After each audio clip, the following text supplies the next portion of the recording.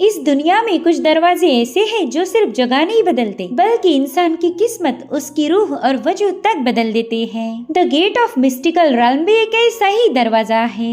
एक ऐसी कहानी है जहाँ एक गरीब कमजोर सा लड़का धीरे धीरे गॉड्स और डीमंस के बीच का सबसे बड़ा खतरा बन गया, सिर्फ उसकी मिस्टीरियस ब्लड लाइन की बेमिसाल पावर्स की वजह से। तो चलो फिर इसी इंट्रो के साथ शीमो की इस लाइफ जर्नी को शुरू करते हैं। तो कहानी की शुरुआत में हमें नरेटिंग वॉइस बताने लगी कि कुछ सालों पहले एक दूसरी दुनिया का ऑब्जेक्ट सीधे इस सी में आकर फेल हो गया, जिससे समंदर में ऐसी तेज लहरें उठी कि यू प्रीफेक्चर की न जाने कितने ही कोस्टल शहर बर्बाद हो गए। अनगिनत लोगों ने इस कैटास्ट्रोफी में अपनी जानें गंवा दी, मगर जो घर इस सुनामी में बर्बाद हुए थे वो अब दोबारा से रिबिल्ड किए गए और फेंगचिंग काउंटी के मार्केट्स में दोबारा से बाहर छा गई। धीरे धीरे करके लोग इस कैटास्ट्रोफी की तबाही को भूल गए। अब हमें कैरेज दिखाई जाती है जो कि फेंगचिंग काउंटी के जिन मैंशन के सामने आकर रुक गई। कुछ सर्वेंट शी टियान नाम के बंदे को घर वापस लाए थे जो कि जिन फैमिली का दामाद है। ये बंदा बुरी तरह से घायल था, साथ ही उसके गले पर हमें एक बहुत ही स्ट्रेंज मार्क दिखाया जाता है।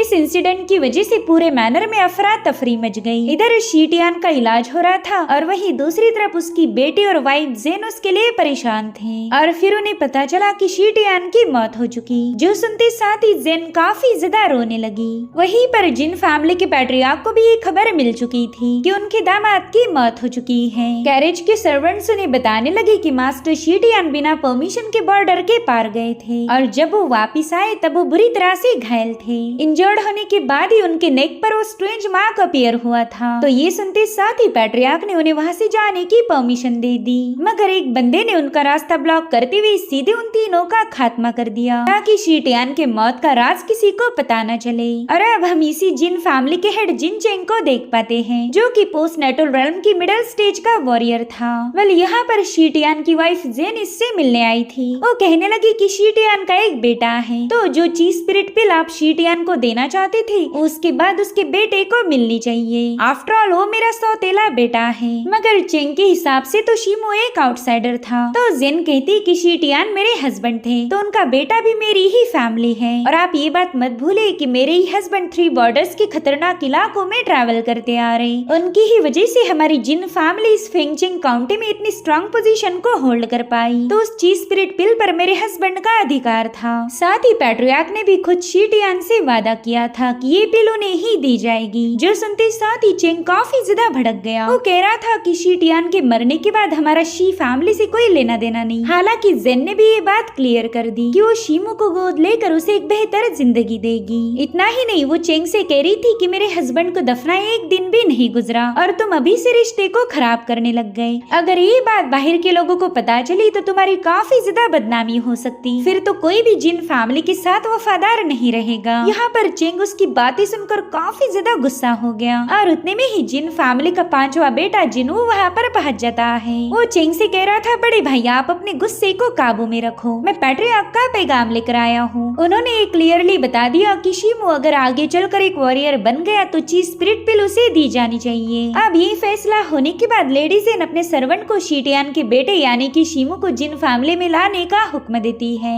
अब सीन शिफ्ट होकर हमें शीकुआन विलेज दिखाया गया जहाँ पर हम छोटे से शीमो को देख पाते हैं। वो अपने दोस्त शाओयांग के साथ मिलकर सूखी मछलियाँ चुरा रहा था और उतने में शाओयांग की मदर वहाँ पर पहुँच गई जो कि इन्हें हल्की फुल्की डांट लगाते हुए बता रही थी कि बस थोड़ी देर में खाना बन जाएगा और आज तो मैंने शीमो के पसंद की सारी डिशेस प्रिपेयर की हैं। भले ये फैमिली शीमो के ब्लड रिलेटिव नहीं थे मगर इन्होंने हमेशा ही शीमो को अपने बच्चे जैसा प्यार किया। जब शीमो के मदर की मौत हो गई तभी इस फैमिली ने उसे गोद लिया और अब वो इनके परिवार का एक हिस्सा बन चुका था। अब शीमो अपने भाई बहनों के साथ मछलियाँ पकड़ने चला गया जहाँ पर शाओयांग और शीमो के दरमियान शर्त लगी थी कि उनमें से जो भी ज्यादा मछलियाँ कैच करेगा वही विनर बनेगा। अब यहाँ पर मछलियों के साथ साथ ये लोग सीपे भी कलेक्ट कर रहे थे। शाओयांग तो बस थोड़ी देर बाद पानी से बाहर चला गया मगर शीमो अभी भी अंडर वाटर था और उतने में ही उसे किसी की आवाज आई। वहाँ पर कोई तो है जो शीमो से मदद मांग रहा था और साथ ही साथ वहाँ पर एक रोशनी भी ग्लो होने लगी। इधर समंदर किनारे आते ही शाओयांग को पता चला कि शीमो तो अभी तक पानी से बाहर ही नहीं आया, जिसके चलते शाओहाय और शाओयांग दोनों भी थोड़े से पैनिक हो गए। वहीं पर शीमो ने देखा कि वहाँ पर एक शिप थी जिसमें से मदद की आवाज आ रही है। पहले तो शीमो को इससे डर लगा, इसलिए वो तुरंत ही वहाँ से भागने लगता है। मगर तभी उस सीपे से बहुत ही स्ट्रॉन्ग एनर्जी रिलीज होकर शिमो को पकड़ लेती है। शिमो उसे रेजिस्ट करने की पूरी कोशिश कर रहा था, मगर वो सारी एनर्जी उसके अंदर फोर्सफुली एंटर करने लगी। इस एनर्जी की वजह से शिमो को कुछ विजन्स नजर आने लगते हैं। उस सीपे में एक छोटी सी बच्ची थी जो कि शिमो को अपने पास आने के लिए कहने लगी। अब शिमो तो इस एनर्जी के कंट्रोल में पूरी तरह से फंस चुका था, तो तुरंत ही उस लड़की की तरफ आगे बढ़ने लगा।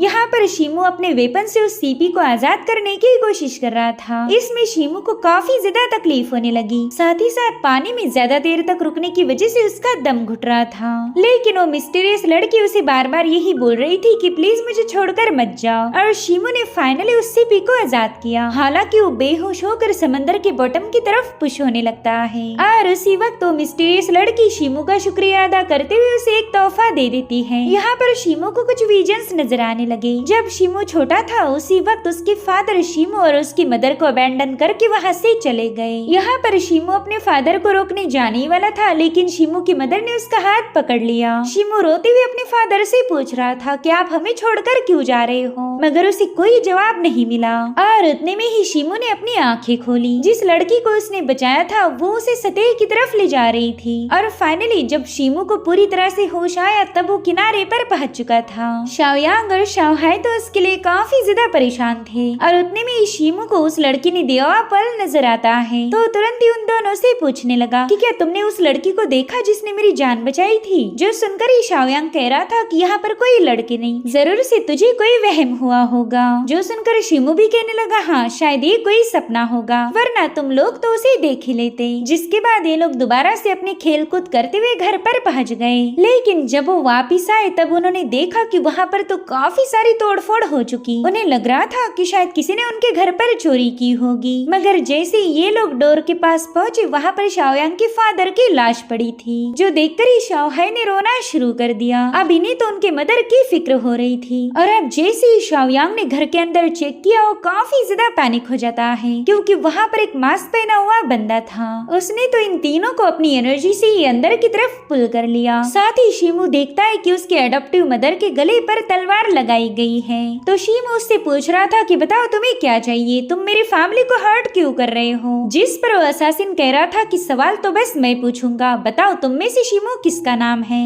अब शिमो को ये जवाब दे पाई इससे पहले उसकी मदर उन्हें वहाँ से भागने के लिए बता रही थी, और उतने में उस बंदे ने बड़ी ब्रूटली उसकी गर्दन काट कर उसे खत्म कर दिया। ये सब देखकर तो शाओहाई ने चीखते हुए रोना शुरू कर दिया। वहीं पर शाओयांग ये सब देखकर इतना ज्यादा भड़क गया कि उसने अपने वेपन से उस बंदे पर हमला कर दिया, मगर वो असासिन काफी ज्यादा पावरफुल था। उसने बड़े ही ब्रूटली शाओयांग के सीने में अपनी सोड को घोंप कर उसे दीवार पर टांग दिया, जिसके चलते शाओयांग की भी वहीं पर मौत हो जाती है। यहाँ पर शिमो भी काफी ज्यादा पैनिक हो गया। उसने तुरंत ही शाओहाई को अपने पास ले लिया, मगर उस बंदे ने शिमो को बुरी तरह से घायल करते हुए शाओहाई को उससे छीन लिया। शिमो इतना घायल था कि वो शाओहाई की कोई मदद नहीं कर पाता। साथ ही शाओहाई भी काफी ज्यादा डरी हुई थी, और उतने में ही उस बंदे ने अपनी सोड को शाओहाई के सिर पर पॉइंट किया। मगर शिमो अब शाओहाई को खोना नहीं चाहता था, तो उसने उस बंदे के सामने रहम की भीख मांगी। वो कहता है कि तुम्हें शिमो की तलाश थी ना, तो वो मैं हूँ, प्लीज मेरी बहन को छोड़ दो। मगर उस बंदे पर इसका कोई असर नहीं होता। उसने तो अपनी तलवार सीधे शाओहाई के सिर में आर पार घुसा दी,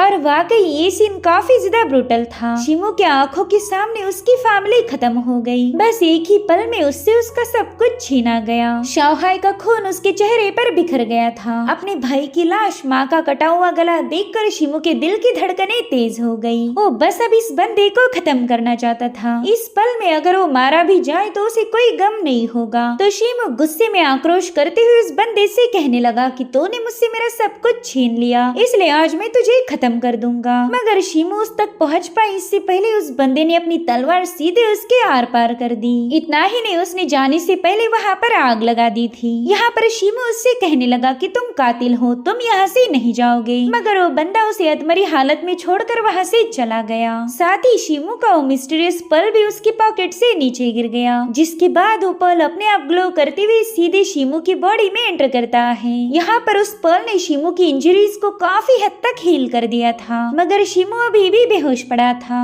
अब रात के समय लेडी जेन ने भेजे हुए जिन फैमिली के सर्वेंट्स वहाँ पर पहुँच गए। उन्होंने देखा कि ये घर तो जलकर राख हो गया।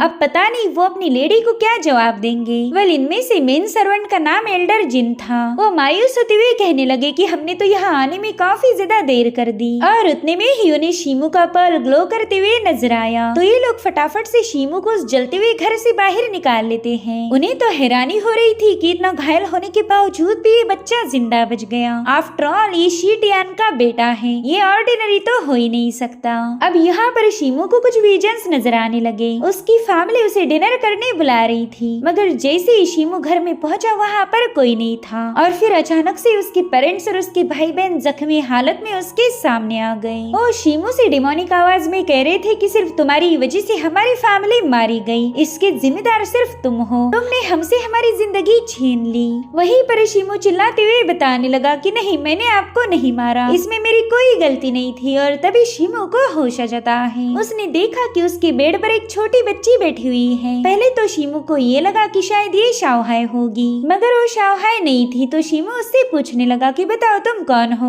और मैं फिलहाल कहाँ पर हूँ। तभी लेडी जेन वहाँ पर पहुँच जाती है। वो कह रही थी कि ये फेंगचिंग काउंटी की जिन प्रॉपर्टी है और ये घर तुम्हारे फादर शी टियान का था। मैं उनकी वाइफ हूँ, यानी कि तुम्हारी सौतेली माँ। मेरा नाम है जेन और ये है तुम्हारी सिस्टर यूहान। तुम्हारे फादर ने मरने से पहले मुझसे वादा लिया था कि आगे चलकर मैं तुम्हारा ख्याल रखूं। मगर शीमू को तो उसके फादर से नफरत थी, क्योंकि वो बंदा उसे बचपन में ही छोड़कर चला गया। इसलिए वो कहता है कि उस बंदे का जिक्र भी मेरे सामने मत कीजिए, वो मेरा फादर नहीं था। लेकिन फिर अगले ही पल वो काफी ज्यादा फिक्रमंद होकर अपने फादर की मौत के बारे में पूछने लगा। तभी जेन कहती है कि तुम्हारे फादर जिन फैमिली की वजह से मारे गए, तुम उनके बेटे थे, इसलिए उन्होंने मुझसे वादा लिया था कि मैं तुम्हारा ख्याल रखूंगी। जिस पर शिन्मो कहने लगा कि ना, मेरा उस बंदे से कोई लेना देना नहीं, प्लीज मुझे यहाँ से वापस भेज दीजिए। जो सुनकर जेन कह रही थी कि तुम्हारी हालत काफी ज्यादा खराब है, क्या तुम्हें लगता है कि तुम ऐसी सिचुएशन में सरवाइव कर पाओगे? उतने में ही शीमू को अपने फैमिली की याद आने लगी। उसे पता था कि वो यहाँ से गया तो असासिन उसे मार देगा। यहाँ पर जेन कहती है कि तुम्हारे पास अब दो ऑप्शन हैं। पहला तो ये कि तुम अपने अतीत को भूलकर यहाँ के यंग मास्टर बन जाओ, तुम्हें ऐशो आराम की जिंदगी मिलेगी। और तुम्हारा दूसरा ऑप्शन ये है कि तुम्हें एक वॉरियर बनना पड़ेगा, जैसे कि तुम्हारे फादर थे। और फिर यहाँ पर जेन उसे वॉरियर्स की लेवल यानी कि कल्टीवेशन लेवल के बारे में बताने लगी। पहली लेवल थी मार्शल डिसाइपल, बॉडी टेम्परिंग करके इस लेवल पर पहुंचा जाता।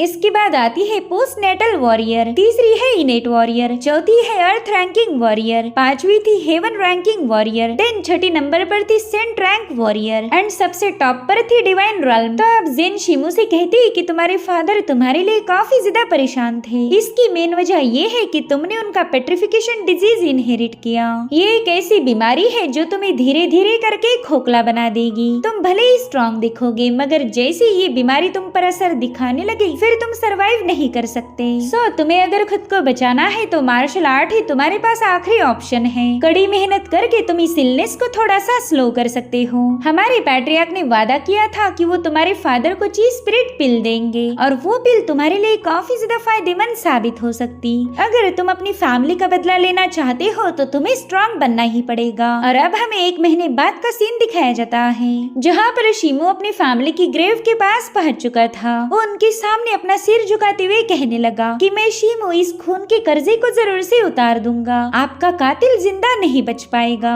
और अब हमें कुछ सालों बाद की कहानी दिखाई गई, जहाँ पर एक कल्टीवेटर जंगली सुअर का शिकार करने के लिए उसका पीछा करने लगा। वेल ये है शीमू, जो कि अपनी जवानी के दौर में पहुंच चुका है। साथ ही वो मार्शल डिसाइपल रॉल्म की बॉडी टेम्परिंग की 11वीं लेवल पर पहुंच चुका था। अब उस जानवर का शिकार करके जब शीमू वापस जा रहा था तभी उसका पर्ल चमकने लगा। दरअसल ये वही पर्ल है जो कि शीमू को सीपी में मौजूद रहस्यमयी लड़की ने दिया था। इस पर्ल की एक खास बात थी, ये तभी ग्लो करता है जब कोई खतरा हो। तो शीमू उस इलाके को चेक करने लगा। उसे वहाँ पर एक टेम्पल नजर आता है, जहाँ पर एक बुजुर्ग पर्सन और उनके साथ एक जवान लड़की थी। शीमू ने देखा कि उनके पास कोई वेपन्स नहीं है, ये लोग जरूर से कोई मुसाफिर होंगे। तो शीमू ने तुरंत ही टेम्पल का दरवाजा ओपन कर दिया और उसके ऐसा करते साथ ही वहाँ पर सेटअप किए हुए सारे वेपन्स ने शीमू पर अटैक करना शुरू कर दिए। शीमू तो ये देख कर ही सरप्राइज हो गया। साथ ही साथ वो बंदा भी अपने हिडन वेपन को शीमू पर शूट कर चुका। तो शीमू ने फटाफट से उसके सारे हमलों को डॉज करते हुए सीधे उस बंदे को खत्म करने के लिए जंप लगा दी। मगर उतने में ही वो यंग लड़की बीच में आ जाती है, जिसके चलते शीमू को अपने अटैक को रोकना पड़ गया। अब शीमू उस बंदे से पूछता है कि बताओ तुमने यहाँ पर जाल बिछाकर क्यों रखा था?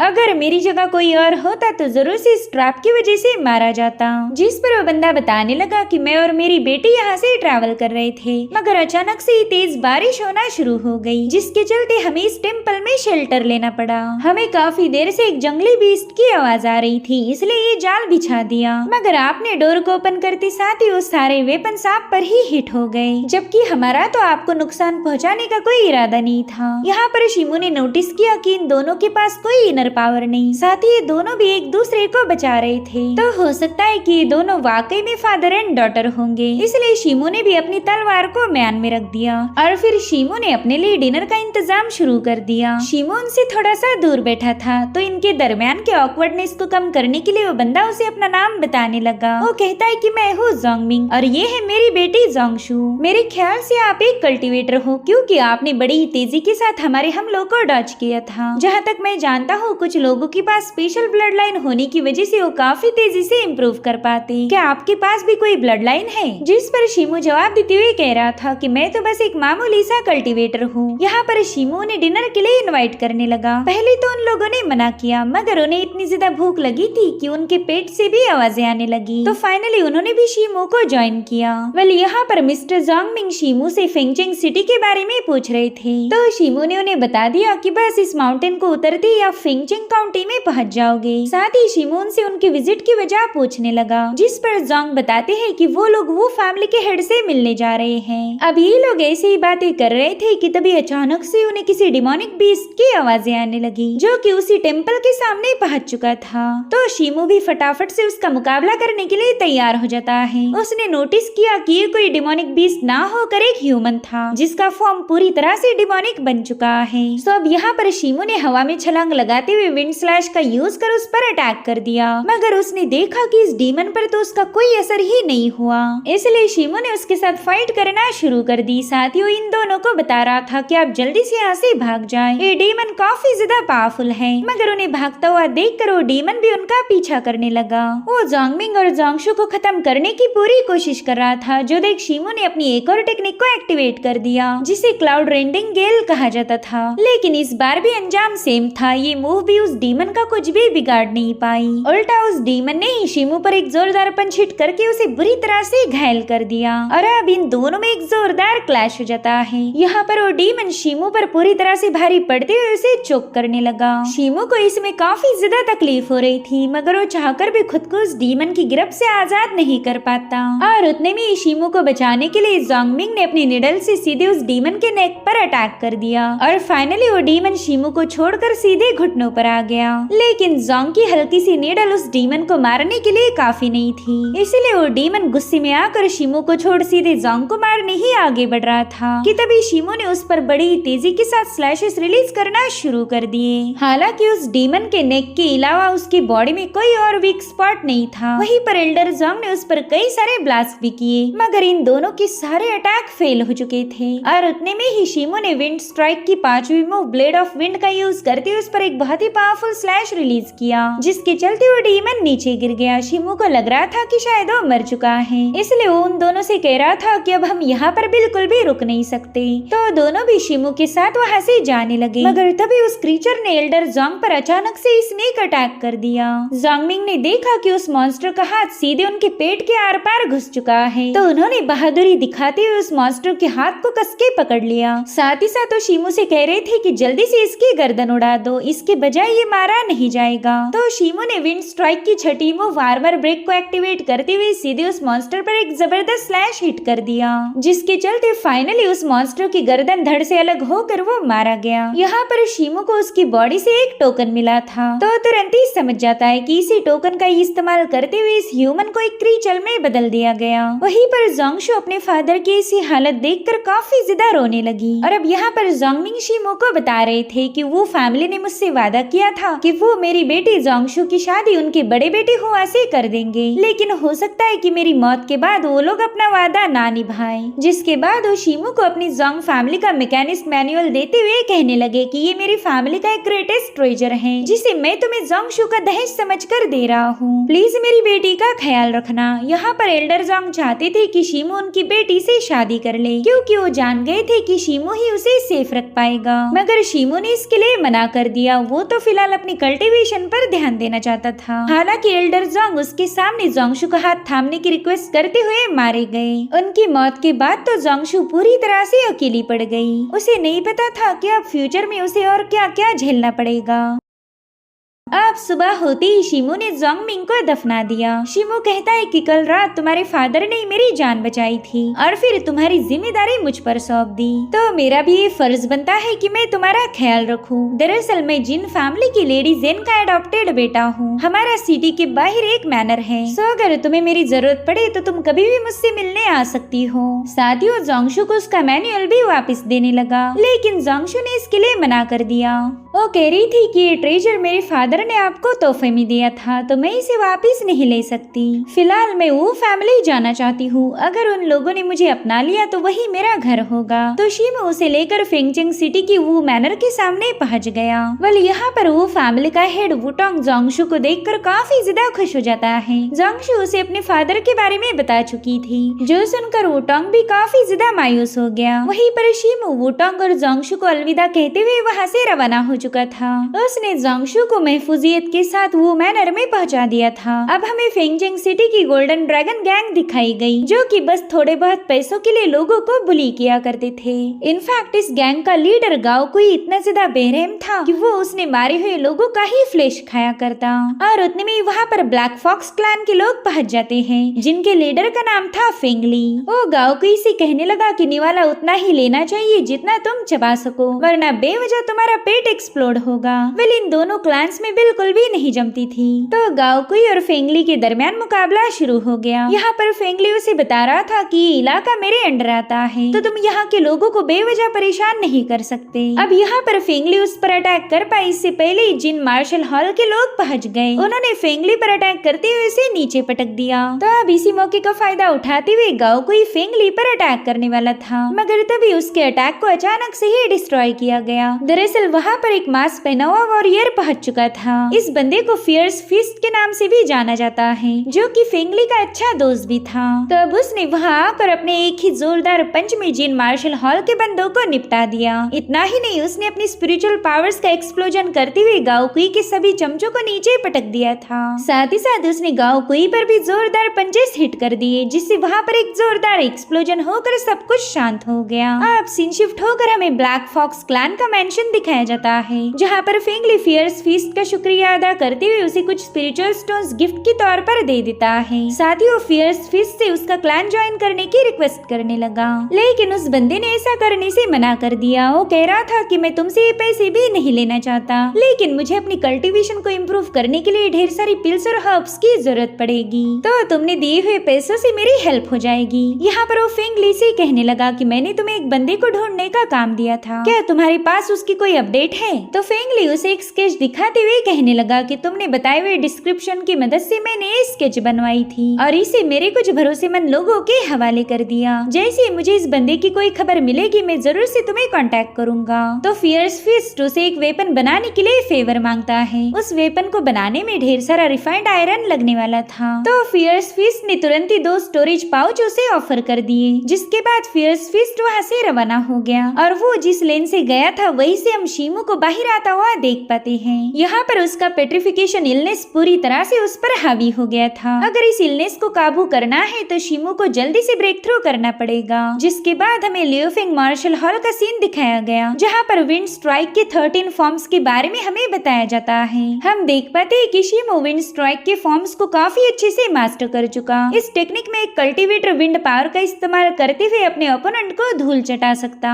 अगर इसमें कोई टॉप लेवल का बंदा अपनी ट्रूची पावर को मर्ज कर दे तो वो एक ही ब्रीदिंग में 5 स्लैशेस को रिलीज कर सकता था और फिर यही 5 स्लैशेस रिक्रिएट होते हुए 13 स्लैशेस में बदल जाएंगे। यहाँ पर शिमू के परफॉर्मेंस को देखकर सभी लोग काफी ज्यादा खुश हो गए। उसमें से एक बंदा कह रहा था कि तुम्हारी मूव तो काफी ज्यादा शार्प थी, अगर तुम ऐसे ही कल्टीवेट करते गए तो एक दिन जरूर से वांग टियानहाओ भी तुम्हें मास्टर बोलेगा। जिस पर एक दूसरा बंदा कहने लगा कि ऐसा तो होने से रहा, वांग टियानहाओ वांग फैमिली का यंग मास्टर है और ये बात हम सब जानते हैं कि वांग फैमिली के पास स्पेशल ब्लड लाइन है। साथ ही उनके एंसेस्ट्रल ब्लेजिंग स्पीयर आर्ट की जितनी तारीफें की जाए वो कम होगी। उतने में ही शिमू पूछने लगा कि ये टियान हाउ वही बंदा है ना जिसे हमारे फिंगचिंग का टॉप टैलेंट माना जाता? क्या उसके पास भी स्पेशल ब्लड लाइन है? जिस पर वो बंदा जवाब देते हुए कहने लगा कि ब्लड लाइन का फायदा तो उसी वक्त होगा जब तुम उसे अवेकन कर पाओ। और वांग टियान हाउ ने अभी तक अपनी ब्लड लाइन की पावर को अवेकन नहीं किया, मगर कुछ बंदों को पूरा यकीन था कि टियान हाउ बहुत ही जल्द अपनी ब्लड लाइन को अवेकन करते हुए एक इनविंसिबल बन जाएगा।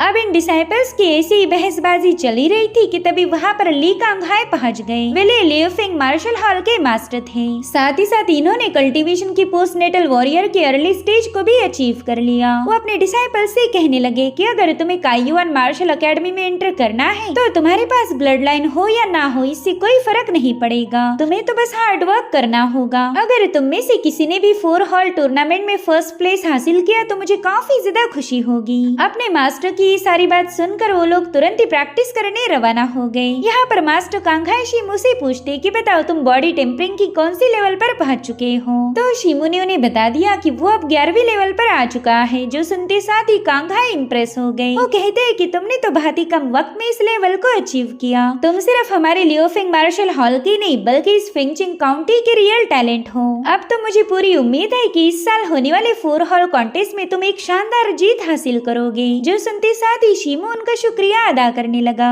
लेकिन उतने में अचानक से उस पर पेट्रिफिकेशन इलनेस का एक और बैकलैश हो जाता है, जो देखकर तो मास्टर कांगहाई भी परेशान हो गए। ओके तो शिमू तुमने जल्दी से चीज सेंसिंग मास्टर कर लेनी चाहिए, इससे तुम्हारी पेन काफी हद तक ईज हो जाएगी। साथ ही साथ उन्होंने स्पिरिचुअल हर्ब्स की एक लंबी लिस्ट शिमू के हवाले कर दी। वो कहते हैं शिमू मैं तुम्हें जल्द ही आयरन फॉर्जिंग बॉडी टेम्परिंग सिखाने वाला हूँ, तो तुम्हें इन हर्ब्स को खोलते हुए पानी में डालकर उसी में नहाना पड़ेगा। जो सुनते साथ ही शिमू शॉक हो गया, क्योंकि iron forging body tempering art लियोफिंग मार्शल हॉल की एक सीक्रेट आर्ट थी, जो कि बस हॉल मास्टर से अपने डायरेक्ट डिसाइपल को ही पास डाउन की जाती थी। और अगर ये स्पेशल आर्ट शिमू को मिली तो उसका काफी ज्यादा फायदा होगा। इसीलिए वो फटाफट से मास्टर कांगहाई का शुक्रिया अदा करता है, जिस पर कांगहाई कहने लगे कि इतनी जल्दी थैंक्स मत बोलो, पहले तुम्हें इस लिस्ट पर दिए हुए सारे हर्ब्स को परचेस करना होगा जो कि काफी ज्यादा महंगे हैं। उसके बाद ही मैं तुम्हें वो सीक्रेट आर्ट सिखा पाऊंगा। यहाँ पर शिमू को तो उन हर्ब्स की प्राइस देखकर ही चक्कर आने लगे। उसके ऐसी हालत देखकर ही कांगहाई की हंसी छूट गई। वो कह रहे थे कि मेरे पर्सनल डिसाइपल के पास ताकत के साथ साथ ढेर सारा पैसा होना भी जरूरी है।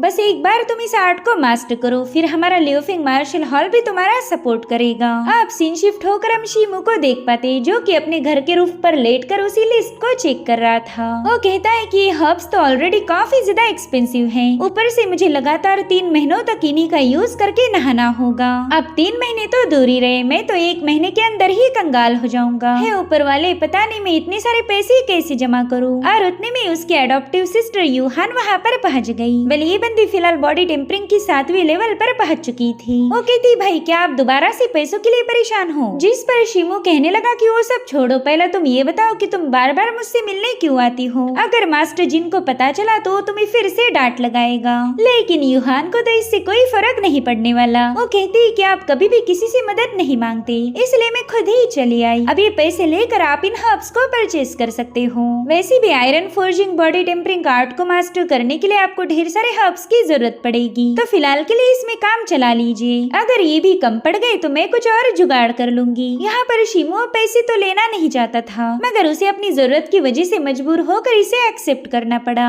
हालांकि वो यूहान से वादा करता है कि वो जल्दी उसका ये सारा लोन चुका देगा, जिसके बाद हमें इन दोनों के बचपन की कुछ मेमोरीज दिखाई जाती है। जब भी यूहान को किसी ने परेशान किया, शिमू ने तुरंत ही जाकर उन बंदों की पिटाई लगा दी। इन दोनों का बॉन्ड बचपन से ही काफी ज्यादा स्ट्रॉन्ग था। इनफैक्ट ये दोनों एक दूसरे के लिए किसी भी हद तक जा सकते। अब यहाँ पर कहानी दोबारा से प्रेजेंट टाइम में आ जाती है। यूहान कह रही थी कि ठीक है भाई, आप इसे लोन समझकर रख सकते हो। 10 सालों में जब भी आपके पास पैसे आ जाए मुझे ब्याज मिलाकर वापस कर देना। जो सुनते साथ ही शिमू को हंसी आने लगी, क्योंकि यूहान ने उसे 10 सालों का वक्त दिया था, यानी कि वो बंदी उससे पैसे वापस ही लेना नहीं चाहती। अब यूहान यहाँ से जा ही रही थी कि शिमू को दोबारा से बैकलैश का दर्द होने लगा, जिसके चलते वो रूप से सीधे नीचे गिरकर बेहोश हो जाता है। उसकी ऐसी हालत देखकर तो यूहान भी काफी ज्यादा पैनिक हो गई। और अब हमें शिमू के माइंड स्पेस का सीन दिखाया जाता है, जहाँ पर उसे एक स्टोन मंकी नजर आ रहा था, जो कि काफी ज्यादा पावरफुल है। इतना ही नहीं, उस मंकी ने जैसे ही पावर्स को एब्सॉर्ब किया, इधर शिमू को भी अपनी स्पिरिचुअल पावर में इम्प्रूवमेंट महसूस होने लगी। साथ ही उसके हार्ट मेरिडियन में जो ब्लॉकेज था उसकी तकलीफ भी थोड़ी सी कम हो रही थी। यहाँ पर शिमू ने देखा कि वो स्टोन एप मून की वर्शिप कर रहा और मून की एनर्जी से उसने अपनी ट्रू ची पावर को रिफाइन करना शुरू कर दिया था, जिसके बाद शिमू को तुरंत ही होश आ गया। यहाँ पर यूहान उसके करीब जाकर उससे पूछ रही थी कि शिमू तुम ठीक तो हो ना। तभी लेडीज इन यूहान को डांटते हुए कहने लगी कि तुमने शिमू के इतने करीब नहीं जाना चाहिए। शिमू भी अपनी स्टेप मदर को वहाँ देखकर थोड़ा सा सरप्राइज था। वो कहता है कि मेरा पेट्रिफिकेशन डिजीज बार बार मुझ पर हावी हो रहा। पहले जब भी ऐसा होता था तब मैं मेडिटेशन करके उसे शांत कर पाता, मगर इस बार का अटैक काफी ज्यादा भयानक था। साथ ही शिमू को ये समझ नहीं आ रहा था कि वो व्हाइट स्टोन मंकी है कौन। वो चाहता था कि लेडी जेन को इसके बारे में बताया जाए, मगर फिर उसे ऐसा लगता है कि इससे मेरी मदर परेशान हो जाएगी। वहीं पर लेडी जेन कहने लगी कि शिमू मेरे ख्याल से तुमने जल्दी ची स्पिरिट पिल को हासिल करना चाहिए, इससे तुम्हारे बैकलैश स्लो हो जाएंगे और अगर ऐसा नहीं किया गया तो तुम धीरे धीरे कमजोर होकर काफी बुरा हो सकता। यहाँ पर लेडी जेन का सीधा मतलब था मौत से। वो कहती है कि तुम यंग भी हो और टैलेंटेड भी, तुमने जल्दी से अपनी बॉडी को स्ट्रेंथन करके अपनी ची पावर को रेगुलेट करना चाहिए, इससे तुम्हारी ये कमजोरी कम हो जाएगी। तो शिमू ने भी उनसे वादा किया कि वो जल्दी से उन्होंने दिए हुए टास्क को पूरा करेगा। तभी लेडी जेन उसे उसके फादर के बारे में बताने लगी। वो कहती है कि तुम्हारे फादर को भी लगातार ऐसे ही बैकलैशेस को झेलना पड़ रहा था और इसी वजह से वो एक मिशन पर चले गए जिससे उन्हें ची स्पिरिट पिल हासिल हो सकती थी। ये सब सुनकर शिमू काफी ज्यादा शॉक हो गया। लेडी जेन कहती है कि जब तुम्हारे फादर अपनी आखिरी सांसें गिन रहे थे उसी वक्त उन्होंने मुझसे वादा लिया कि मैं तुम्हारी जान बचाऊं, तुम्हारी हमेशा हिफाजत करूं। दरअसल मुझे भी नहीं पता था कि शी टियान पहले ही मैरिड थे। उन्होंने मरने तक इस सीक्रेट को छुपा के रखा। तुम्हारे फादर एक बहादुर वॉरियर थे। उन्होंने हमारी जिन फैमिली के लिए कई सारे खतरनाक मिशंस पूरे किए और वो भी सिर्फ इसीलिए ताकि एक दिन उन्हें वो चीज स्पिरिट पिल हासिल हो जाए। तो अब उनके मरने के बाद उस पिल पर तुम्हारा ही अधिकार होगा, लेकिन जिन फैमिली का कोई भरोसा नहीं। जिस पर यूहान कहती मदर आपने बताया था कि अगर शिमू 4 हॉल कॉन्टेस्ट में पहली जगह हासिल कर ले तो पैट्रियार्क उसे चीज स्पिरिट पिल गिफ्ट करेंगे। सो मुझे लगता है कि पैट्रियार्क ने अपने वादे पर कायम रहना चाहिए। जिस पर लेडी जेन कह रही थी कि हमारी जिन फैमिली अपने प्रोमिसेस को तोड़ने में माहिर है, इसलिए मैं नहीं चाहती कि शिमू पैट्रियार्क के भरोसे बैठे। उसे खुद ही इस पिल को हासिल करना पड़ेगा। और हाँ शिमू, एक बात याद रखो, तुम इसमें फेल नहीं हो सकते। तो शिमू ने भी उनसे वादा किया कि वो अपनी मदर को निराश नहीं करेगा। अब सीन शिफ्ट होकर हम गोल्डन ड्रैगन गैंग के लीडर गाओ कोई को देख पाते, जो कि एक बंदे को बता रहा था कि फेंगचेंग में एक मिस्टीरियस बंदा पहुंच चुका है जिसे फियर्स फिस्ट के नाम से जाना जाता। उस अकेले बंदे ने फेंगचेंग की ऑलमोस्ट सभी गैंग्स की धुलाई कर दी। इतना ही नहीं, जिन मार्शल हॉल के लोग भी उसका कुछ बिगाड़ नहीं पाए। मेरे ख्याल से वांग टियान हाओ भी उसे हरा नहीं सकते। जो सुनते साथ ही वांग टियान हाओ ने अपना स्पीयर जोरों से पटक दिया, जिससे तो दोनों बंदे पैनिक हो गए। टियान हाओ कहने लगा कि मैं अच्छे से जानता हूँ तुम दोनों मुझे उकसाने की कोशिश कर रहे हो ताकि मैं खुद जाकर उस फियर्स फिस्ट का मुकाबला करूँ। खैर मुझे कोई भी इतनी आसानी से प्रवोक नहीं कर सकता, लेकिन तुम्हारी बातें सुनकर मुझे भी उस फियर्स फिस्ट में काफी ज्यादा दिलचस्पी आ गई। और अब ये सीन यहीं पर कट हो के हमें फॉक्स गैंग का सेलिब्रेशन दिखाया गया और सभी लोग अपने लीडर फेंगली को अप्रिशिएट कर रहे थे, लेकिन फेंगली कह रहा था कि इसका सारा क्रेडिट तुम लोगों को और मेरे भाई फियर्स फिस्ट को जाता है। साथ ही वो कहने लगा कि फियर्स फिस्ट का असली नाम जियांग है, जो कि और किसी को पता नहीं। मगर तभी दरवाजा ओपन करते हुए टियान हाओ वहाँ पर पहुँच चुका था। उसने इन लोगों की सारी बातें सुन ली थी। वो कह रहा था कि मैं तुम्हारे दोस्त जियांग से मिलने आया हूँ, जिसे फियर्स फिस्ट के नाम से भी जाना जाता। जो सुनते साथ ही एक बंदा टियान हाओ से कहने लगा कि ये हमारा फोर्ट है, यहाँ पर तुम बिना इजाजत के एंटर नहीं कर सकते। मगर टियान हाओ ने तो उसे अपने स्पेयर के एक ही फटके में नॉकआउट कर दिया। उसके बाद 2-4 लोग फिर से नॉकआउट हो गए। दरअसल टियान हाओ इस सिटी का टॉप टैलेंट माना जाता था, तो फेंगली का कोई भी बंदा उसके सामने टिक नहीं पाया। इनफैक्ट फेंगली ने भी उसका मुकाबला करने की कोशिश की, मगर टियान हाओ उसे अपनी स्पेयर से घायल कर देता है। वो उसके सिर पर अपना पाव रखते हुए कह रहा था कि तुम इनके लीडर हो लेकिन फिर भी किसी काम के नहीं। खैर मैं तो यहाँ पर जियांग से मिलने आया था, तो 1 घंटे के अंदर उसे यहाँ पर बुला लाओ, वरना तुम्हारा ये ब्लैक फॉक्स क्लैन फेंगचिंग से पूरी तरह से गायब हो जाएगा। हालांकि फेंगली ने ऐसा करने से इनकार कर दिया, वो अपने दोस्त को धोखा देना नहीं चाहता था। तभी गाओ नाम का बंदा अपने लीडर को बचाने के लिए जियांग को एक टैलिस्मान के जरिए फोर्ट में आने का पैगाम देता है और टैलिस्मान एक बैट में तब्दील होकर जियांग की तलाश करने रवाना हो गया। वहीं दूसरी तरफ शिमू अपने सारे ट्रेजर्स और कॉइन की काउंटिंग कर रहा था, मगर ये सब मिलाकर भी उसके पास पास इतने पैसे नहीं बन रहे थे जिसमें वो अपनी स्पिरिचुअल हर्ब्स को परचेस कर पाए। और उतने में वो जोंग फैमिली के मैनुअल को चेक करने लगा। उसे लग रहा था कि इसमें ऐसी कोई मेथड तो जरूर होगी जिसका यूज करके वो इन स्पिरिचुअल हर्ब्स को ढूंढ निकाले, फिर तो उसे अपने पैसे खर्च करने की भी जरूरत नहीं पड़ने वाली। और तभी उसे एक बहुत ही यूनिक टेक्निक नजर आती है।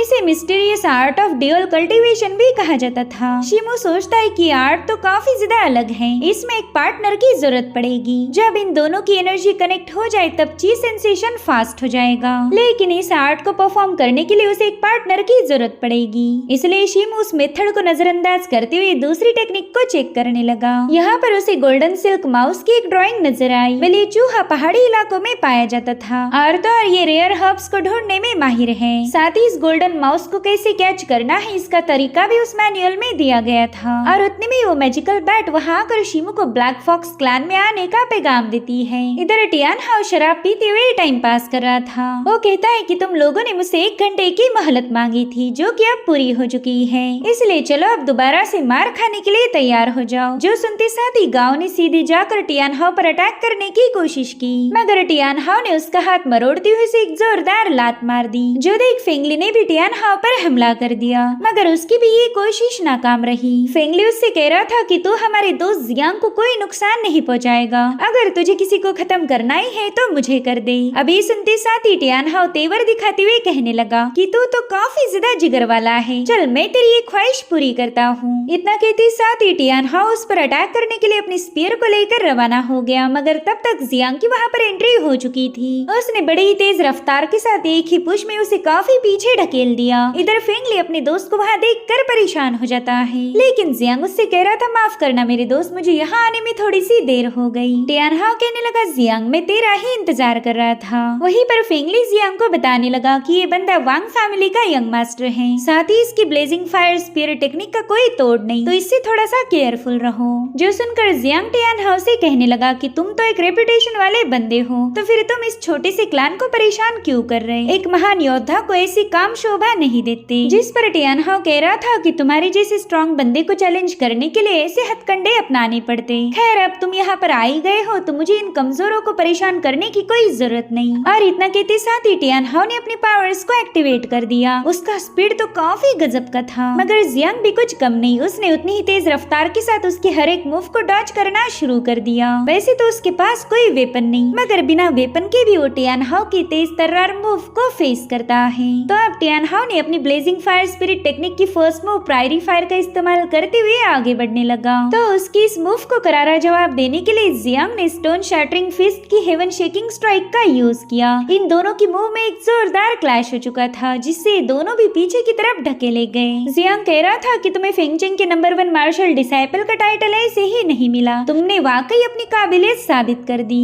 तो टियान हाउ भी उसका शुक्रिया अदा करते हुए कहने लगा कि तुम भी काफी ज्यादा दिलचस्प हो, और अब दोबारा से वो जियांग पर अटैक करने लगा, मगर जियांग ने तो सीधे अपने सीने को चौड़ा करके उसकी स्पीयर अटैक को हिट करवा दिया, जिससे वहाँ पर काफी स्ट्रॉन्ग एनर्जी रिलीज हो रही थी। टियान हाउ भी ये देखकर सरप्राइज था कि उसका इतना जबरदस्त अटैक भी इस बंदे का कुछ बिगाड़ नहीं पाया। अब वो दोबारा से उस पर अटैक करते हुए कह रहा था कि मेरा ब्लेजिंग फायर स्पीयर पत्थरों को भी काट सकता, इससे आयरन बॉडी भी ब्रेक हो सकती, मगर तुझ पर तो इसका कोई असर नहीं हुआ। यहाँ पर टियान हाउ ने जियांग के सीने पर कई सारी स्ट्राइक्स हिट कर दी थी, मगर उन सब का अंजाम बस एक ही था। और उतने में जियांग उसके स्पीयर को होल्ड करते हुए कहने लगा कि ये मेरी स्टोन शैटरिंग फिस्ट का कमाल है, जिसे तुम एक प्योर मार्शल टेक्निक भी मान सकते हो। यहाँ पर टियान हाउ की मूव्स को काउंटर करते हुए कह रहा था कि अगर कोई और स्पेशल मूव है तो उसका भी इस्तेमाल करो। और इतना कहते साथ ही उसने टियान हाउ पर एक जोरदार पंच हिट कर दिया। तो टियान हाउ ने भी सीधे अपनी स्पीयर के साथ जियांग पर छलांग लगा दी, मगर जियांग ने उसके स्पीयर को अपने हाथों से होल्ड करते हुए उसका वेपन ही छटक दिया। और अब टियान हाउ के पास कोई वेपन नहीं था जिसका यूज करके वो जियांग की स्टोन फिस्ट को काउंटर कर पाए। और जैसे तैसे जियांग के अटैक को डॉज करते हुए अपने स्पीयर के पास पहुंच जाता है। जियांग उससे कहने लगा कि अब ये मत बोलो कि तुम यहाँ से भागना चाहते हो, जिस पर टियान हाउ जवाब देते हुए कह रहा था कि तुम वाकई काफी ज्यादा इम्प्रेसिव हो। अगर मैं अपने ब्लेजिंग फायर स्पीयर की हर एक मूव का भी यूज करूँ तो भी मुझे नहीं लगता कि मैं तुम्हें हरा पाऊंगा। मैं 2 या 3 महीने और ट्रेनिंग कर लूँ तो हो सकता है कि मैं तुम्हारे लिए मुश्किलें खड़ी कर दूं, और उस दिन हम जरूर से फाइट करेंगे। और इतना कहते साथ ही उसने स्पिरिचुअल स्टोन्स का पाउच सीधे फेंगली की तरफ थ्रो किया। वो कह रहा था कि तुम्हारे भाई मेरी वजह से घायल हो गए, तो इन पैसों से उनके लिए मेडिसिन मेडिसिन खरीद लेना। जिसके बाद वो वहाँ से रवाना हो गया। इधर फेंगली के लोग उसकी इस हरकत से काफी ज्यादा हैरान थे। वहीं पर जियांग सोच रहा था कि मैंने सिर्फ ब्रूट फोर्स का यूज करके इस बंदे का मुकाबला नहीं करना चाहिए था। अगर इसने ट्रू जी सेंसेशन को प्रैक्टिस किया होता तो शायद इसकी स्पीयर से मैं मारा जाता। मेरे ख्याल से मैंने इसी बहादुरी का शो ऑफ दोबारा नहीं करना चाहिए। अब सीन शिफ्ट होकर हमें वो मेंशन दिखाया गया जहाँ पर जोंगशु वुटोंग से मिलने आई थी। वो वुटोंग से कहने लगी कि मेरे पास कोई दहेज नहीं, तो मैं आपके बेटे के साथ शादी करने के लायक नहीं हूँ। अगर आप इस एंगेजमेंट को कैंसिल करना चाहते हो तो प्लीज बेझिझक होकर बता दीजिए, मैं आपके रिफ्यूजल को समझ जाऊंगी। जिस पर वुटोंग कहने लगा, जोंग तुम एक नेक दिल और पाक दामन वाली लड़की हो, तुम्हारी जैसी बहू मिलना तो हमारी वो फैमिली का सौभाग्य होगा। तुम बिल्कुल फिक्र मत करो, मैंने तुम्हारे फादर से प्रॉमिस किया था तो मैं जरूर से उसे पूरा करूंगा। जो सुनते साथ ही जोंगशु उनका शुक्रिया अदा करके वहाँ से रवाना हो गई। उसके जाते साथ ही वो फैमिली का बड़ा बेटा हुआ वहाँ पर आ जाता है। वो कह रहा था, फादर मैं इतना बड़ा भी लूजर नहीं हूँ कि इस कंगाल लड़की के साथ शादी करूँ। जिस पर वुटोंग कहने लगा कि इसका बाप एक नंबर का बेवकूफ था, उसने जोंग फैमिली का सीक्रेट मैनुअल ऐसे ही किसी को गिफ्ट दे दिया और फिर इस बेकार सी लड़की को यहाँ भेज दिया जिसके पास कोई ब्लड लाइन नहीं। खैर मैं भी अपने वादे को जरूर निभाऊंगा, शादी होगी लेकिन बस दूल्हे को बदला जाएगा। वेल इन लोगों की इवल प्लानिंग के बारे में जोंगशु को कोई आइडिया नहीं था, उसने तो इन पर पूरा भरोसा किया। अब सीन शिफ्ट होकर हम जियांग को देख पाते जो कि अपने घर की तरफ वापस लौट रहा था। यहाँ पर वो बस टियान हाओ के बारे में ही सोच रहा है। उसे पता था कि टियान हाओ आज न कल उसे चैलेंज करेगा, इसीलिए जियांग ने फैसला लिया कि वो अब ड्यूअल कल्टीवेशन पर ध्यान देगा। उसे बस किसी फीमेल पार्टनर को ढूंढना पड़ेगा। और उतने में जिन फैमिली का 5वां बेटा जिनू वहाँ पर पहुँच गया। वो कह रहा था कि 15 दिनों में ही तुमने फेंगचिंग की जितनी भी गैंग्स थी उन सब पर अपना डोमिनेंस साबित किया, मानना पड़ेगा तुम्हारा काम तो काफी अच्छा चल रहा। जिस पर जियांग कह रहा था, माफ करना मैं आपको नहीं जानता और अनजान लोगों से बात करना मुझे पसंद नहीं। जिस पर वो मास्टर कहता है, शिमू तुम पूरी दुनिया को धोखा दे सकते हो लेकिन मुझे नहीं दे पाओगे। ये सुनकर ही जियांग थोड़ा सा हैरान हो गया, जिसके बाद वो अपना मुखौटा हटा देता है। जिनू उससे कह रहा था कि मैं तुम्हारी प्रोग्रेस देखकर काफी ज्यादा खुश हूँ। जिस पर शिमू कहता है कि ये मैं जानबूझकर नहीं कर रहा, मुझे कल्टीवेशन के लिए पैसों की जरूरत थी और इसी वजह से मजबूर होकर मुझे दूसरी पहचान अपनानी पड़ी। तभी जिनू कहता है, बात सिर्फ इतनी ही नहीं, तुम शीकुआन विलेज के उस किलर को भी इन्वेस्टिगेट करना चाहते हो जिसने तुम्हारी मासूम फैमिली की जान ली थी। देखो हमारी जिन फैमिली काफी ज्यादा पावरफुल है, तो अगर तुम जिन फैमिली के इन्फ्लुएंस का यूज करो तो ये काम आसान हो जाएगा। बस बदले में तुम्हें भी हमारी मदद करनी होगी जैसे तुम्हारे फादर किया करते थे। तुम्हें 3 बॉर्डर स्टेट्स के सारे अफेयर को हैंडल करना होगा। उसकी बातें सुनकर शिमू को गुस्सा आ रहा था, क्योंकि इन लोगों ने शिमू के फादर को भी ऐसे ही मैनिपुलेट किया था और आखिर में वो जिन फैमिली के मिशन को पूरा करते हुए मारे गए। इसलिए शिमू कहता है कि मैं अपने बाप के नक्शे कदम पर चलने वालों में से नहीं हूँ। और रही बात रिवेंज की, तो मैं उसमें किसी और को इन्वॉल्व नहीं करना चाहता। जो सुनकर वो मास्टर वहाँ से चला गया। वेल इन दोनों की बातें कुछ लोगों ने सुन ली थी, साथ ही उन्हें ये भी पता चला कि शिमू ही जियांग है। अब हमें अगले दिन की कहानी दिखाई गई, जहाँ पर जिनू अपने बेटे जुआन की कल्टीवेशन को देखकर जरा भी खुश नहीं था। उस बंदे को काफी ज्यादा तकलीफ हो रही थी, मगर जिनू ने उसे हुक्म दिया कि जब तक तुम ब्रेक थ्रू नहीं करते कल्टीवेशन से बाहर नहीं आओगे। मगर उसकी इन धमकियों का कोई फायदा नहीं होता, क्योंकि वो बंदा कमजोर होकर नीचे गिर गया। अपने बेटे की प्रोग्रेस देखकर जिनू जरा भी खुश नहीं था। वो कहता है कि इन 8 सालों में वो मामूली सा शिमू बॉडी रिफाइनिंग का मास्टर बन गया। इनफैक्ट हमारे एंसेस्टर भी उसे एक्नॉलेज कर रहे, और तुम तो इतने सारे रिसोर्सेस होने के बावजूद भी जरा भी प्रोग्रेस नहीं कर पाए। मुझे तो लगा था कि एक दिन तुम जरूर से काइयुआन मार्शल अकेडमी को ज्वाइन करोगे, लेकिन वो तो अब दूर की बात है। पहले तुम्हें इस फेंगचेंग में ही खुद को एस्टेब्लिश करना होगा। अगर तुमने ऐसा नहीं किया तो जिन फैमिली तुम्हारी जरा भी रिस्पेक्ट नहीं करेगी। और उतने में वहाँ पर एक सर्वेंट पहुँच गया। वो कह रहा था कि वो फैमिली के यंग मास्टर हुआ आपसे मिलना चाहते हैं। तो जुआन अपने बाप से 2-4 और गालियाँ खाने के बाद सीधे हुआ से मिलने पहुँच गया। हुआ तो उसकी शक्ल देखकर ही कहने लगा कि शायद आज फिर से तुम्हारे बाप ने तुम्हें डांट दिया। जिस पर जुआन कहने लगा कि इस सब मुसीबत की जड़ वो शिमू है। मेरे फादर हमेशा मुझे उसके साथ कंपेयर करते, जब तक मैं उस शिमू को सरपास नहीं करूंगा मेरे बाप का मुंह बंद नहीं होने वाला। जिस पर हुआ कह रहा था कि उसे सरपास करने की भी कोई जरूरत नहीं, हम सीधे उसे रास्ते से हटा सकते हैं। अब अगले सीन में हम देख पाते हैं कि शीमू अपनी नए वेपन के साथ प्रैक्टिस कर रहा। उसके मास्टर ने उसे बताया था कि फिजिकल बॉडी को टेम्पर करने से वो अपनी ची सेंसेशन को इंक्रीज कर सकता है, तो शीमू भी यही करने लगा। उसे कुछ भी करके 4 हॉल कॉन्टेस्ट से पहले ही खुद को पावरफुल बनाना पड़ेगा। और उतने में फेंगली और गाओ वहाँ पर पहुँच गए। दरअसल शीमू की सनमून सोर्ड को फेंगली ने ही फोर्ज कराया था और ये तलवार शीमू को काफी ज्यादा पसंद आई, तो वो खुश होकर फेंगली को कुछ इनाम देने लगा। यहाँ पर फेंगली उससे बिल्कुल पैसे लेना नहीं चाहता था, मगर शीमू ने जबरदस्ती वो पाउच उसके हाथ में थमा दिया और फिर वो इन दोनों से ड्यूअल कल्टीवेशन मेथड के बारे में पूछने लगा। जो सुनते साथ ही वो दोनों भी थोड़े से हेजिटेट होते हुए कहने लगे कि हाँ, हमें इसके बारे में जानकारी है। तो शीमू बताता है कि हाल ही में मैंने एक बुक में इसके बारे में पढ़ा था। इस आर्ट को मास्टर करने से मेरी चीज सर्कुलेशन काफी ज्यादा इम्प्रूव हो जाएगी, लेकिन इसके लिए मुझे कंपेनियन की जरूरत पड़ेगी। खैर, मुझे तो ये समझ नहीं आ रहा कि मैं उस लड़की के साथ ची पावर को सर्कुलेट कैसे करूँगा। जो सुनते साथ ही इन दोनों को काफी ज्यादा हंसी आने लगी। दरअसल शीमू को नहीं पता था कि उसे अपनी पार्टनर के साथ फिजिकली इन्वॉल्व होना पड़ेगा। तो फेंगली कहने लगा, मेरे भाई, जब तुम्हें अपनी पसंदीदा औरत मिल जाए तब तुम खुद ही समझ जाओगे कि तुम्हें अपनी ची पावर को सर्कुलेट कैसे करना है। ये इतनी ज्यादा नेचुरल प्रोसेस है कि तुम अपने आप सीख जाओगे। वाले बंदे उसे खुल के बता नहीं पा रहे थे कि शीमू को एक गर्लफ्रेंड की जरूरत है। तो अब शीमू उनका शुक्रिया अदा करके वहाँ से रवाना हो गया। अब रात के समय शीमू ने गोल्डन सिल्क माउस को पकड़ने के लिए जाल बिछा दिया था। साथ ही वहाँ पर उसने किसेंस को भी बर्न किया, जिसकी खुशबू सूंघते हुए गोल्डन सिल्क माउस वहाँ पर पहुँच जाता है। और ये माउस काफी ज्यादा क्यूट था। उसने देखा कि वहाँ पर उसकी पसंदीदा खाने की चीज मौजूद है, मगर जैसे वो उस जगह पर पहुँचा, शीमू का पिंजरा उसे तुरंत ही ट्रैप करने लगा। हालांकि वो चूहा काफी ज्यादा तेज था। उसने शीमू के हर एक शिकंजे को बड़ी आसानी के साथ क्रॉस कर दिया, जो देखते साथ ही शीमू भी उसके पीछे भागने लगा और फाइनली वो चूहा एक ग्लू पर जाकर चिपक जाता है। अब शीमू उस चूहे को कैप्चर कर पाई, इससे पहले उस पर एक जोरदार स्लैश अटैक रिलीज हुआ, मगर शीमू समय रहते पीछे हट चुका था। दरअसल ये वही असासिन था जिसने शीमू की फैमिली को मार दिया था। वल यहाँ पर उस बंदे ने सिल्क माउस को भी उठा लिया। वहीं पर उस कातिल को अपने सामने देखते साथ ही शीमू के बचपन की सारी यादें ताजा हो गई। वो कह रहा था कि फाइनली तो मुझे मिल ही गया, अब तो मैं तुझे जिंदा नहीं छोड़ूंगा।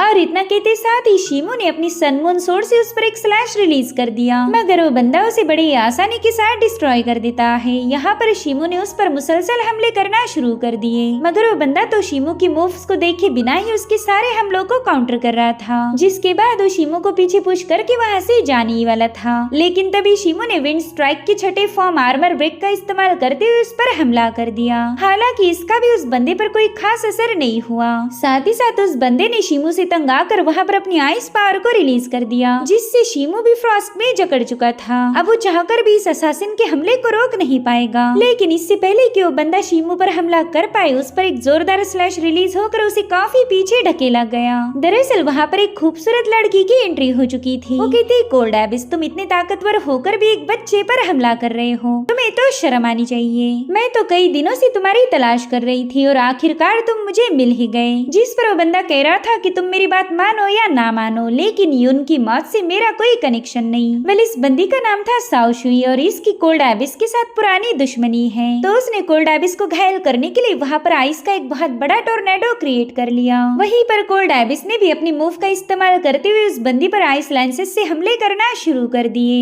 यहाँ पर वो बंदी उसके हर एक अटैक को काउंटर करते हुए सीधे उसके साथ भिड़ चुकी थी। इन दोनों के क्लैशेस को देखकर तो शीमू हैरानी हो गया। अब फाइट के दौरान उस बंदी ने कोल्ड एबिस पर एक जोरदार पाम हिट कर दिया, जिससे वो बंदा काफी पीछे पुश हो चुका था। मगर कोल्ड एबिस को हराना इतना ज्यादा आसान नहीं। उसने अपनी एक पावरफुल टेक्निक का इस्तेमाल करते हुए वहाँ के जंगल को डिस्ट्रॉय कर दिया और फिर उन कटे हुए बैम्बूज को स्वॉर्ड जैसा यूज करता है। मगर साओशुई उसके हर एक हमले को डिस्ट्रॉय करते हुए वहाँ पर एक पावरफुल फॉर्मेशन क्रिएट कर लेती है, जिसमें से आइस फ्लावर ब्लेड रिलीज होते हुए अब इस पर हमले करने लगी। वेल, इन हमलों को रोकना काफी ज्यादा जरूरी था, तो उस बंदे ने वहाँ पर आइस की एक बहुत बड़ी चट्टान फॉर्म कर ली। हालांकि साओशुई की जबरदस्त ऑरा ने उस बंदे के चट्टान के टुकड़े टुकड़े कर दिए। इसी दरमियान कोल्ड एबिस ने नोटिस किया कि साओशुई के पास तो टियानिन सेक्ट का सीक्रेट ट्रेजर है, जिसे मिस्टिक आइस रूलर भी कहा जाता था। साओशुई के साथ फाइट करते हुए वो माउस भी उसके पॉकेट से बाहर आ गया था, मगर कोल्ड एबिस उस पर ध्यान नहीं देता। उसे तो बस यहाँ से बच के भागना था, इसलिए उसने शीमू को सीधे साओशुई की तरफ थ्रो करते हुए तुरंत ही वहाँ से भाग निकला। चला तो कोल्ड एबिस को छोड़कर साओशी शिमू को ही संभालने लगी, जिसके बाद उस सिल्क माउस को भी उठा लेती है। वो माउस उसे देखकर ही खुश हो गया और उतने में उसने नोटिस किया कि शिमू तो बस उसे घूरे जा रहा है और ये बात उस लड़की को जरा भी पसंद नहीं आई। तो शिमू कह रहा था मिस आपकी स्किल्स गजब की है, इसी वजह से मैं आपसे नजरें ही नहीं हटा पा रहा था, प्लीज मुझे माफ कर दीजिए। साओशी उससे कहने लगी कि ये गोल्डन माउस तुमने ही कैच किया था, अगर तुम चाहो तो मैं तुम्हें इसकी पेमेंट दे सकती हूँ। मगर शिमू ने पैसे लेने से इनकार कर दिया। वो कहता है कि आपके जैसा एक कोल्ड एबिस मेरा भी दुश्मन है और इसी वजह से मैं बचपन से ही कड़ी मेहनत करता आया हूँ ताकि एक दिन इससे बदला ले सकूं। लेकिन आज मुझे पता चला कि मैं इतना पावरफुल नहीं हूँ जो इस बंदे को मार पाऊँ, लेकिन आप एक बहुत ही पावरफुल वॉरियर हो तो मैं आपका डाव कंपेनियन बनना चाहूंगा। जो सुनते साथ ही साओशी उस पर भड़क गई। वो कह रही थी कि अभी अभी हमारी मुलाकात हुई और तुमने मुझे आते ही प्रपोज कर दिया। ये सुनकर तो बेचारा शिमू भी काफी ज्यादा परेशान हो गया। उसे पता ही नहीं था कि ड्यूअल कल्टीवेशन करने के लिए उसे इस बंदी के साथ शादी करनी होगी। और उतने में ही उस बंदी ने उसे कियानकुन पाउच गिफ्ट किया। वो कह रही थी कि ये माउस मैं अपने साथ ले जा रही हूँ, लेकिन इस स्टोरेज बैग में तुम्हें ढेर सारी काम की चीजें मिल सकती हैं। तो शिमू से वादा करता है कि मैं जल्द एक स्ट्रॉन्गेस्ट वॉरियर बनूंगा और फिर आपसे मुलाकात होगी। साओशी को लग रहा था कि ये बंदा बिल्कुल भी सीरियस नहीं, इसलिए वो कहती ठीक है मैं भी तुम्हारा इंतजार करूंगी। अब अगले ही दिन शिमू ने उस कियानकुन पाउच को चेक किया जिसमें ढेर सारे स्पिरिचुअल हर्ब्स थे। शिमू कहता है कि इन हर्ब्स की मदद से तो मैं बड़ी तेजी के साथ 12वीं लेवल पर पहुंच जाऊंगा। और उतने में यूहान उससे मिलने पहुंच गई। वो कह रही थी बड़े भाई बस कुछ ही दिनों में हमें वो फैमिली की वेडिंग सेरेमनी को अटेंड करना है। तो शिमू ने उसे जोंगशु के बारे में बता दिया। वो कहता है कि मैंने उस बंदी को वो फैमिली में एस्कॉर्ट किया था, वो मेरी काफी अच्छी दोस्त है, तो मैं चाहता हूँ कि तुम उसके लिए एक बेहतरीन सा तोहफा लेके आओ। तो शिमू से तोहफे के पैसे लेकर यूहान सीधे मार्केट में पहुँच गई। यहाँ पर उसकी वो फैमिली के सर्वेंट के साथ मुलाकात हुई। वल ये बंदी यूहान की काफी अच्छी दोस्त थी, तो उसने वो फैमिली की सारी प्लानिंग की पोल यूहान के सामने खोल के रख दी। वो कह रही थी कि जोंगशु के पास दहेज ना होने की वजह से उसकी शादी हुआ के छोटे भाई जुन से करवाने जा रहे और वो बंदा दिमागी तौर से बिल्कुल भी स्टेबल नहीं। यूहान को लग रहा था कि वो फैमिली की इस चालबाजी की वजह से जोंगशु का फ्यूचर पूरी तरह से बर्बाद हो जाएगा, इसलिए वो तुरंत ही अपने भाई शिमू की तरफ रवाना हो गई। अब हमें कुछ दिनों बाद की कहानी दिखाई जाती है। आज यहाँ पर जोंगशु का वेडिंग डे था जिसमें टियान हाओ भी शामिल हो गया। उसे तो ये समझ नहीं आ रहा था कि किस बेवकूफ लड़की ने इस पागल बंदे के साथ शादी करने के लिए हाँ बोला होगा। अब टियान हाओ अपनी जगह पर जाकर बैठ गया था और तभी उसकी नजर पड़ी शिमू पर। वो शिमू को पर्सनली नहीं जानता, लेकिन उसका फिजिकल अपीयरेंस देखकर ही उसे फियर्स फीस्ट की याद आई, इसलिए वो फटाफट से शिमू के पीछे रवाना हो गया। यहाँ पर यूहान को पता था कि ये बंदा शिमू को फॉलो करने जा रहा, इसलिए उसने जानबूझकर उसके सामने गिरने का नाटक किया, मगर वो ज्यादा देर तक टियान हाओ का ध्यान भटका नहीं पाती। दरअसल 3 दिनों पहले ही शिमू और यूहान ने मिलकर वो फैमिली का एक मैप बना दिया। साथ ही यूहान ने जोंगशु के चेम्बर का भी पता लगा लिया था जो कि मेन वो मेंशन के बैकयार्ड में थी। तो अब शिमू ने तुरंत ही अपने कपड़े बदल कर वो जोंगशु की रूम की तरफ रवाना हो गया, मगर उसे कोई खबर नहीं थी कि टियान हाओ उसे फॉलो कर रहा है। वो बस थोड़ी देर में मिस जोंग के रूम में पहुंच गया था। वहाँ जाते साथ ही उसने पहला वो फैमिली के सर्वेंट को फ्रीज कर दिया। जोंगशु भी उसे वहाँ देखकर काफी ज्यादा शॉक हो गई और फिर शिमू ने उसे वो फैमिली की सारी सच्चाई बता दी। साथ ही उसने उस सर्वेंट को इतना ज्यादा डरा दिया था कि वो बंदी भी सच बताने पर मजबूर हो गई। वो जोंगशु से कहने लगी कि आपकी शादी हमारे सेकंड यंग मास्टर के साथ होने वाली है जिनकी दिमागी हालत बिल्कुल भी ठीक नहीं। जोंगशु को तो ये सब सुनकर यकीन ही नहीं हो रहा था कि वो फैमिली ने उसके साथ इतना बड़ा धोखा किया, इसलिए वो शिमू से कहने लगी कि अब मुझे यहाँ से भागना होगा। तो शिमू से बताने लगा कि इसीलिए तो मैं यहाँ आया हूँ, मैं जानता था कि वो फैमिली आपको धोखा देगी।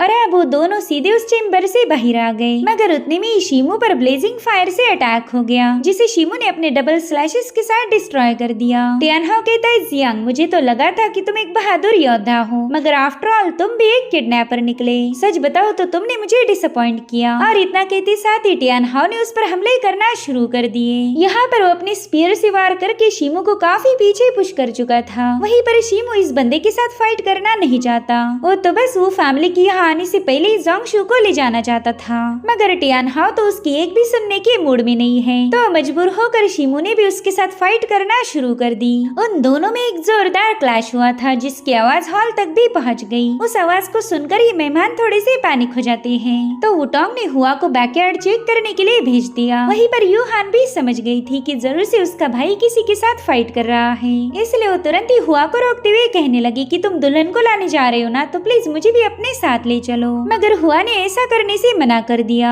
साथ ही उसने जैसे यूहान का हाथ छटका वो जानबूझकर नीचे गिर जाती है। दरअसल वो यहाँ पर बस हुआ का टाइम बर्बाद कर रही थी ताकि उसके भाई को वहाँ से भागने का मौका मिल जाए। वहीं पर वुटोंग भी समझ गया था कि जरूर से दाल में कुछ काला है, इसलिए वो यूहान को संभालते हुए हुआ को सीधे बैकयार्ड में भेज देता है। इधर टियान हुआ जोंगशू और शिमू को बिल्कुल भी वहाँ से भागने नहीं दे रहा था। वो शिमू पर अपना स्पीयर पॉइंट करते हुए कह रहा था कि ये लड़की यहाँ से कहीं नहीं जाएगी। तो शिमू ने भी अपनी तलवारें बाहर निकाल ली। वो कहने लगा कि चलो मैं भी देखता हूँ कि तुम कितनी देर तक मुझे यहाँ पर रोक पाओगे। तब तक हुआ भी अपने चमचों के साथ वहाँ पर पहुँच चुका था। इतना ही नहीं, टियान हाओ ने भी अपनी ब्लेजिंग फायर के ढेर सारे स्पीयर्स फॉर्म करते हुए शिमू पर अटैक कर दिया। मगर शिमू ने अपनी एनर्जी का एक बहुत बड़ा टोर्नेडो क्रिएट करते हुए टियान हाओ के हमले को डिस्ट्रॉय कर उसे काफी पीछे ढकेल दिया। और फिर मौका मिलते ही वो जोंगशू को लेकर तुरंत ही वहाँ से भाग निकला। तब तक यूहान भी वहाँ पर पहुँच गई थी। उसने टियान हाओ को रोकने के लिए जानबूझकर अपनी शुरिकन ब्लेड से शिमू पर हमला कर दिया और इसी चक्कर में वो एक बार फिर से उसकी बाहों में आ गई। यहाँ पर टियान हाओ तो इस बंदी पर पूरी तरह से लट्टू हो गया था। तभी यूहान उससे कहती कि मुझे घूरना बंद करके पहला उस चोर को पकड़ो, वो हमारी दुल्हन को ले जा चुका है। अगर मुझसे पूछो तो मैं उसे जिंदा नहीं छोड़ने वाली। और फिर यूहान वहाँ से रवाना हो गई। यूहान के इंटरफेयर करने की वजह से शिमू सेफली जोंगशू को लेकर जिन मैनर में पहुँच चुका था। तब तक यूहान भी घर वापिस आ चुकी थी। तो अब शिमू ने इन दोनों लड़कियों को आपस में इंट्रोड्यूस कराया। जोंगशू भी इन्हें थैंक्स बोल रही थी। अगर ये लोग उसकी मदद ना करते तो उसकी जिंदगी बर्बाद हो जाती। यहाँ पर शिमू से बताता है कि मैंने तुम्हारे फादर से वादा किया था कि मैं तुम्हारी हिफाजत करूंगा, इसलिए तुम्हें थैंक्स बोलने की कोई जरूरत नहीं। अब कुछ दिनों तक तुम हमारे रेसिडेंस में रुक जाओ। जब यहाँ का मसला हल हो जाए फिर हम आगे की प्लानिंग बना सकते हैं। और उतने में टियान हाओ वहाँ पर आ गया। वो कहता है अच्छा तो फियर फिस्ट कोई और नहीं बल्कि जिन फैमिली की 7th लेडी का स्टेपसन है। और फिर क्या एक बार फिर से इन दोनों में फाइट शुरू हो गई। इनके तो मुसलसल हमले रुकने का नाम ही नहीं ले रहे थे। जो देखिए दोनों लड़कियां पैनिक हो गई। इधर ये दोनों फाइनल मूव के लिए तैयार हो गए। इस अटैक के बाद इस मुकाबले का फैसला हो जाएगा। मगर इन दोनों के अटैक एक दूसरे के साथ क्लैश हो पाई इससे पहले जोंगशू बीच में आ जाती है। उसे देखती साथ ही इन दोनों को अपने हमलों को रोकना पड़ गया। अब जोंगशू टियान हाओ से कह रही थी कि शायद आपको बहुत बड़ी गलतफहमी हुई। तो टियान हाओ कहता है मिस मैं अकल से पैदल नहीं हूँ, मुझे समझ आ चुका था कि आपका इस बंदे के साथ अफेयर है। अगर ऐसी बात थी तो आपने वो फैमिली के साथ रिश्ता तोड़ देना चाहिए था। जिस पर जोंगशू जवाब देती है कि हम दोनों में दोस्ती के अलावा और कुछ नहीं। यंग मास्टर शिमू को जब पता चला कि वो फैमिली मेरे साथ धोखा कर रही तब उन्होंने आकर मेरी मदद की। दरअसल मेरी शादी वो हुआ के साथ तय हो चुकी थी, लेकिन मेरे पास दहेज ना होने की वजह से उन्होंने वो जुन के साथ शादी फिक्स करवा दी, जिस बंदे की दिमागी हालत ठीक नहीं। और तो और वो फैमिली ने ये सारी बात मुझसे छुपा के रखी। उसकी कहानी सुनने के बाद टियान हाओ भी थोड़ा सा शांत हो गया। तभी यूहान कह रही थी कि तुम्हें अगर अभी भी इसकी बातों पर यकीन नहीं हो रहा है तो जाओ जाकर वो फैमिली के सर्वेंट से बात करो। उन्हें जरा सा अपना स्पीयर दिखाओगे तो वो लोग सारी सच्चाई उगल देंगे। जिस पर टियान हाओ कह रहा था कि ठीक है मैं खुद इस मैटर को इन्वेस्टिगेट करूंगा। साथ ही वो शिमू से कहने लगा कि अगर तुम वाकई इनोसेंट हो तो 4 हॉल कंपटीशन में जरूर से मुकाबला करेंगे। तो शिमू ने भी उसे ग्रीट करके उसके चैलेंज को एक्सेप्ट किया। अब टियान हाओ के वहाँ से जाने के बाद यूहान शिमू से कह रही थी कि भाई मैं चाहती हूँ कि कॉन्टेस्ट के दिन आप इस बंदे की चटनी बना दो, तभी जाकर इसकी अकड़ थोड़ी सी कम होगी।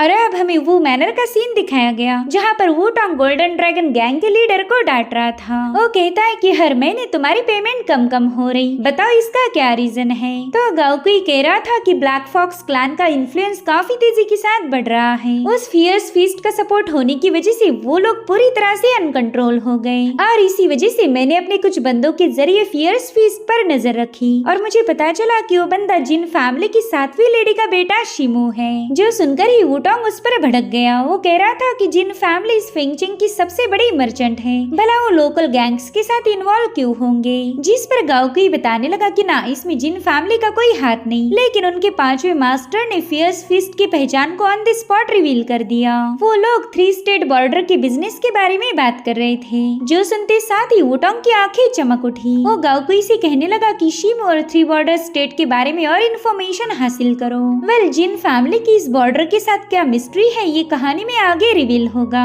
आई होप आपको ये वीडियो पसंद आई होगी। Thank you so much for watching. Bye bye, take care.